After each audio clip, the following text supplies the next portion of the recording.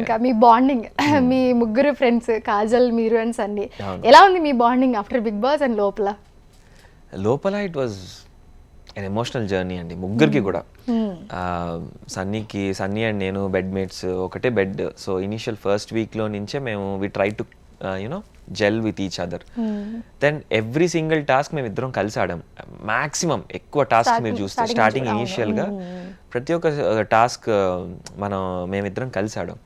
So ఒకవేళ victory ఉండుంటే వేరేలా ఉండేదేమో. అన్నీ ఓడిపోతూ వచ్చాం కాబట్టి that bond became much more stronger. ఇంకా చెయ్యాలి, ఇంకా ఏదైనా చేయాలి. ఇద్దరం ఎలాంటి మైండ్ సెట్ అంటే both of us were okay ఈ టాస్క్ ఇలా ఇచ్చారు, 100% ఎలా ఇవ్వాలి ఈ టాస్క్లో, తగ్గుతున్నావా, ఒకవేళ వాడు తగ్గారంటే నువ్వు తగ్గావరా, వాడు నన్ను, ఇలా ఈచ్ అండ్ అదర్ ఎప్పుడు కాంపిటేటివ్ స్పిరిట్ని ఎక్కడ డౌన్ అవ్వనివ్వకుండా we were boosting each others confidence.